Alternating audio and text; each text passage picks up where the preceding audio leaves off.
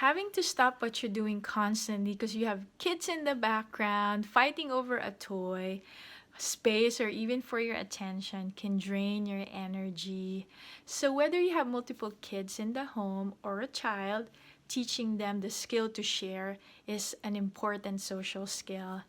You see, when babies were born, they think that the world revolves around them, and that's actually part of their survival. So, when they cry, we feed them, they cry again, we change their diaper. But as children get older, part of their development is actually to learn that their space can also be shared. And it's our role as parents or caregivers to allow them to, or to encourage them to understand that there is value in doing that. It helps them navigate the world. It helps them to enjoy being with others and others enjoying being with them. So, in today's video, I will be sharing 4 effective ways on how to teach your kids how to share, specifically commands to use. Now, we often hear the word consistency, and consistency is key, is very important. But before you become consistent, you need to be clear first. So with your commands, when you're not clear, children are not able to really follow through, and when you're clear, you help them to be more cooperative. If this is your first time here, thanks for stopping by. My name is Roanne. I'm a Filipino mom raising my family here in the States. I'm also a licensed psychotherapist. I make videos on practical tips for the practical parent, strategies to help your relationship thrive, and deconstructing the Filipino culture so you can take what serves you and leave ones that don't. Please don't forget to subscribe and hit that notification bell. Before we begin, just a couple of quick things. These tips are meant for children 2 years and above. And then the second one is when you hear me say the word chair, chair equals toy. I'm using the visual of a chair. For most people, when you have an image or a picture in your head, it helps you absorb that new information quicker or easier. So let's begin. For our first tip, when you have one chair, use the command take turns. So if you imagine riding a bus and you occupy a seat, and if the bus driver told you, hey, that lady over there, I need you to share your seat. But you see, there's only one chair and there's only one person that can fit in that chair. So you get confused. This is the same thing that we ask of our children when there's only one toy. For instance, if there's only one toy truck, and we tell John, John, please share the toy truck. So John is probably scratching his head, thinking, am I gonna break this truck apart so I can give it to my younger brother?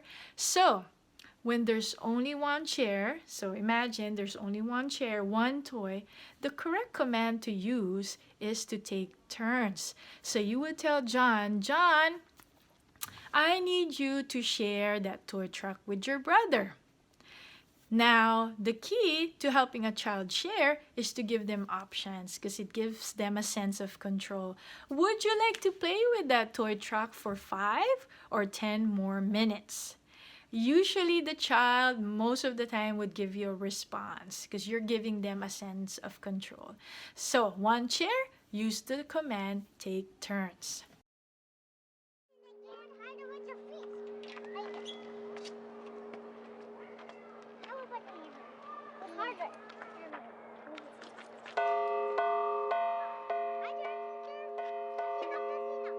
Tip number 2 is if there are 2 chairs that have unique features, so 2 toys, the command to use is switch.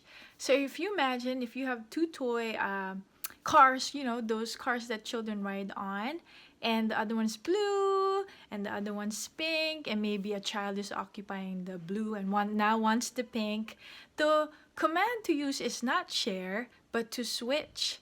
So it's the same technique that you would use is to give your child options. So would you like to still use the blue car for 15 or 20 more minutes? And usually, like I said, they give you that response that they want.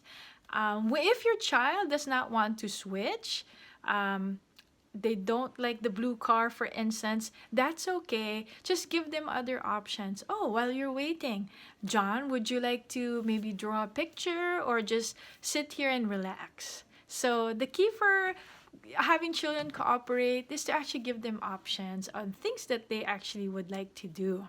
Wait your turn. Play another toy. What about one bounce ball? Tip number 3, if there's a bench, so think of a visual of a bench. Bench has lots of space on the side, in between. So that means when you have lots of toys, then you can use the command share. So imagine if you have a pile of blocks and each child can actually create something with the number of blocks that they have, then you can use the command share. Now, one of the things is like when you have a puzzle, usually a puzzle, you need all the pieces to make the puzzle a whole. At that point, even though there's lots of pieces there, you wouldn't use the command share. Instead, you would use take turns because the child needs all of the pieces to make that picture come together. So the fourth strategy or fourth tip is actually not a command, but it's just a strategy to help your children cooperate more. It's when you say one no, you want to think of 2 yeses or at least one. So how does this work? So when you tell John, John, I don't want you to play with that truck right now because it's your sister's turn. So for John, that's one no. 2 yeses can be, but you can play with your puzzle or you can just listen to your favorite music. So at least one though, but it's giving your child an alternative way of what to do next or other things to do. So let's recap. So the first tip is when there's only one chair, so think about the visual of one chair, use the command take turns. When there's 2 chairs, 2 toys, use the command switch. When there's a bench, ample of space there, you can use the command share. And the last and final tip is when you use one no, at least use 1 or 2 yeses to give your child an alternative way of doing things. Equally fun and equally exciting. So I hope that was helpful. Thank you so much for stopping by. If you haven't subscribed, I would love for you to subscribe. And sa uulitin!